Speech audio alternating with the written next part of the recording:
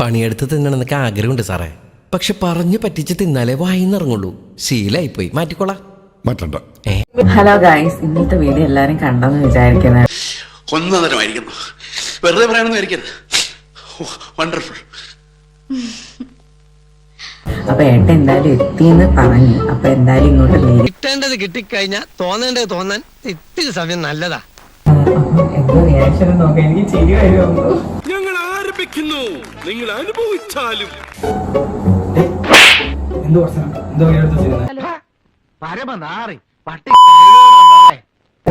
എല്ലാ ദിവസവും 10 മിനിറ്റ് എനിക്കായിട്ട് തന്നെ മാറ്റി വെക്കണം. മനസ്സെത്തുന്നിടത്ത് ഭാവവും ഭാവത്തുന്നിടത്ത് രസം കൊണ്ടാണോ? അതാണ് അഭിനയം. ഇത് ഞാൻ പൊളിക്കും. എനിക്കൊന്നും തമാശയല്ല. എന്റെ പൊന്നോ, ഒടുക്കത്ത അഭിനയം. ഇപ്പൊ ഞാൻ കയറിയിരുന്നില്ലേ? ഞാൻ നോക്കുന്നില്ലേ നിന്നെ? നീ പറയുന്ന ഒന്നും ഞാൻ കേൾക്കുന്നില്ലേ? ഒന്നും കാണുന്നുമില്ല, കേൾക്കുന്നുമില്ല. ഞാൻ തന്നെയല്ലേ എല്ലാം നോക്കുന്നത്. വീഡിയോ എടുക്കുന്നത്, എഡിറ്റ് ചെയ്യുന്നത് എല്ലാം ഞാനല്ലേ. അപ്പൊ എനിക്ക് എന്റെ കാര്യങ്ങൾ നോക്കിയല്ലോ പറ്റും. ഞാൻ എങ്ങനെങ്കിലും സ്ഥലക്കച്ചവടം ചെയ്ത് ജീവിച്ചോട്ടെ. നീ ഏതെങ്കിലും മൂലൊക്കെ പോയി കിടക്ക്. എന്ത് പ്രഹസനമാണ് സജി.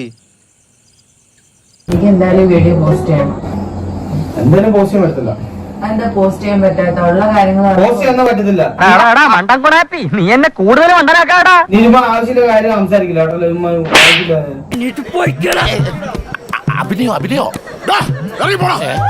കൈ വെക്കുന്ന കൈവൊക്കെ ഞാൻ തോണ്ടിയില്ല. എനിക്ക് തോന്നാൻ പാടില്ല. നിന്റെ തൊള്ളോർന്ന് ഒച്ചെങ്ങാനും പുറത്ത് പൊങ്ങിയ നിന്റെ വായിൽ ഞാൻ ടാറൂരിക്ക് ഒഴിക്കും. മനസ്സിലായി? ഉണ്ടല്ലേ?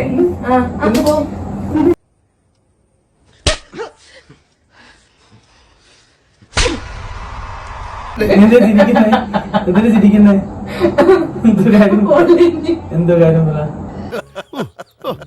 മനസ്സിലാക്കി കളഞ്ഞല്ല. പിന്നെ തളരരുത് രാമൻകുട്ടി, തളരരുത്. കലാകാരനല്ലാത്തവരെ സമൂഹം അംഗീകരിക്കില്ല. നീ സമാധാനിക്കും. എടാ, നീ എന്തിനാണ് റോട്ടിൽ കൂടെ പോണ ഏണിയൊക്കെ പിടിക്കണത്? നാട്ടുകാരെ കൊണ്ട് പറയിപ്പിക്കാൻ വേണ്ടിട്ട്. സച്ചു എന്നെ വിദഗ്ധമായിട്ട് പറ്റിച്ചൊന്നുമില്ല.